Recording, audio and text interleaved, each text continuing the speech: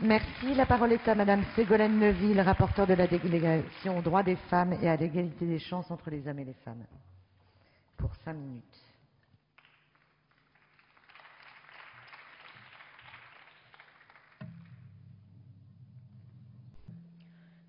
Madame la Présidente, Mesdames les ministres, Monsieur et Mesdames les présidents de commission et de délégation, Mesdames les rapporteurs et mes chers collègues.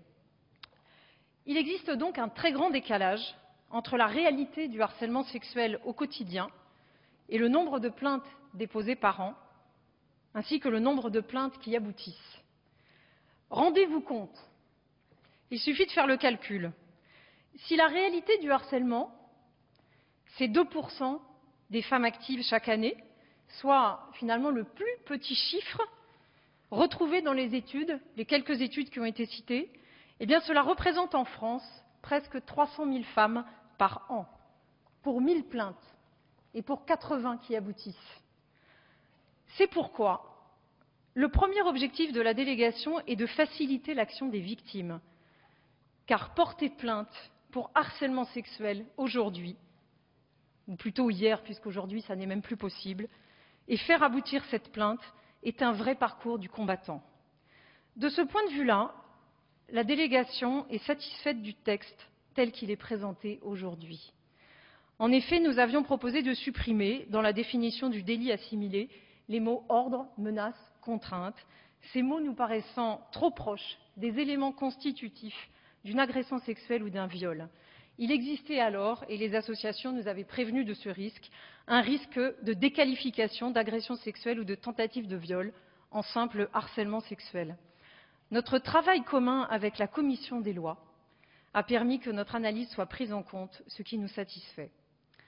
Je me réjouis de ces avancées car nous sommes sur le point d'adopter un nouveau texte de loi, 3 mois seulement après l'abrogation du délit de harcèlement sexuel par le Conseil constitutionnel.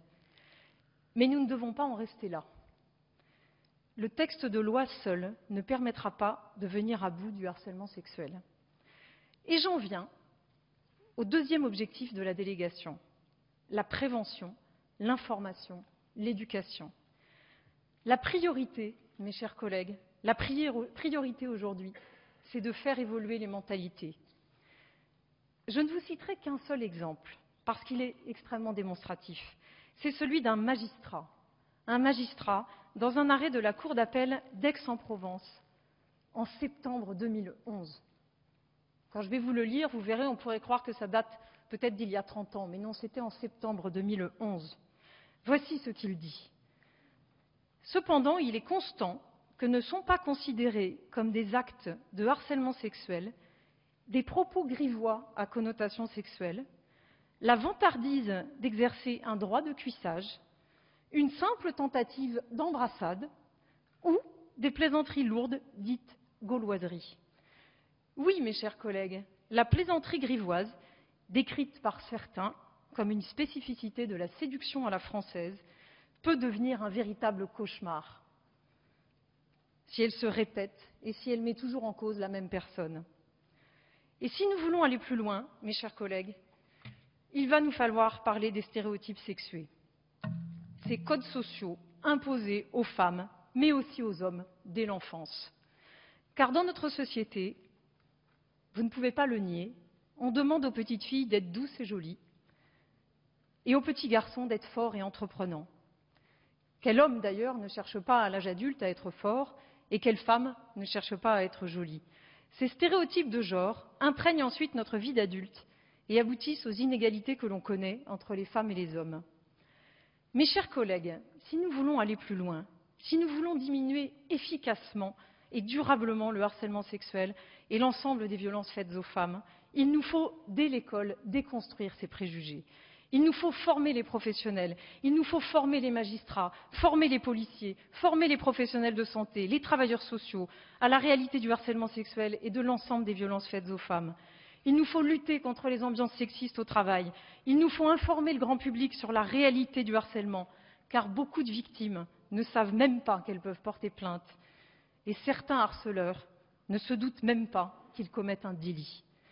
C'est pourquoi nous approuvons pleinement la campagne de sensibilisation sur les violences au travail prévue par la ministre des Droits des Femmes dès l'automne. Alors, mes chers collègues, comme vous pouvez le voir, la tâche est immense. Aujourd'hui, avec ce texte, c'est une première étape. La délégation aux droits des femmes s'engage à poursuivre ce travail, notamment en dressant d'ici quelques semaines un bilan de la loi du 9 juillet 2010 sur les violences faites aux femmes. De la même façon, dans 1 an, dans 2 ans, dans 3 ans, et même probablement plus loin, nous établirons un bilan de cette nouvelle loi sur le harcèlement, cette loi que nous sommes sur le point de voter aujourd'hui, afin de vérifier que ce texte aura atteint ses objectifs, c'est-à-dire simplifier le parcours des victimes. Je voudrais conclure en m'adressant à vous, Madame la ministre des Droits des Femmes. Je terminerai simplement en vous disant, comme vous l'a déjà dit ma présidente Catherine Coutel avant moi, nous avons confiance en vous. Vous pouvez compter sur nous et nous serons à vos côtés, car nous vous avons tellement attendu.